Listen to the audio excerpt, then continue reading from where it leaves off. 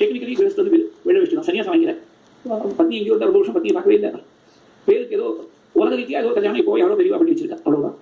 ஆனால் டெக்னிக்கலி கிரகஸ்து வந்து பேர் கர்மா எதுவும் செய்யலை. யாரோ கேட்டா கர்மா ஒன்றும் நீங்கள் பண்ணவே சார்னா நான் ரொம்ப இழுத்து பிடிச்சி அதை பண்ணணும்னு பார்த்தேன். அது தானாக விட்டு போயிடுச்சு. அதெல்லாம் மாத பற்றி முடியாது, நாம சொல்ல முடியாது. நாம சொல்லணும்னா அது மாதிரி இருக்கணும். 40 வருஷம் ஜனமே பண்ண மாட்டேன். 4 நாள் சேர்ந்தா இருக்க முடியும், 1 நாள் இருக்க முடியல. சர்வ ரீதியில் ஏகாசனிக்கு 1 நாளைக்கு ஜனம் குடிக்காம இருக்க முடியல. 40 வருஷம் ஜனமே குடிக்கல. என்ன அதெல்லாம் நினைச்சே பார்க்க முடியாது. ரொம்ப கிட்ட நெருங்கி பயணம் மட்டும் தான் தெரியும். 1 வருஷம் ஸ்நானமே பண்ண மாட்டேன். ஸ்நானம் பண்ணேன்னா நமக்கு 1 நாள் குடிக்கிறேன்னா 4 பேரும் செய்யும். இந்த மைக்குக்கும் எனக்கும் எவ்வளோ டிஸ்டன்ஸ் இருக்கும் அவ்வளோதான்.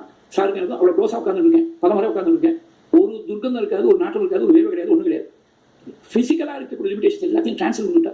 ஒரே சமயத்தில் 2 இடத்துல இருக்கா. பெரியவா சித்தி அடைஞ்ச அன்னைக்கு ஜனவரி 8ஆம் தேதி 1994 டி நகரில் நதி செட்டியார் இருக்க ஒரு பின்னாடி அவுட் ஹவுஸ்ல ஒரு ரூம்ல இருந்தால் நான் போய் தரிசனம் பண்ணேன். I was there at the time. அதே சமயத்தில் அடையாளத்தில் பத்மா சுப்ரமணியம் மிருகத்தில் அந்த அவுட் ஹவுஸ்ல ஒரு ரூம்ல இருந்திருக்கா சார். ஒரே சமயத்தில் 2 இடத்துல இருந்திருக்கா. பாடி லிமிடேஷன்ஸ் எல்லாத்தையும் டிரான்ஸ்ஃபர் பண்ணிட்டா. அந்த மாதிரி இருக்கிறவளுக்கு கர்மா தானா பசி கிடையாது, தாகம் கிடையாது, தூக்கம் கிடையாது. அவளுக்கு இந்த இடத்துல தான் இருக்கணும்னு கிடையாது. எங்க வேணா இருப்பா, எப்போ வேணா இருப்பா, எப்படி வேணா இருப்பா. அவளுக்கு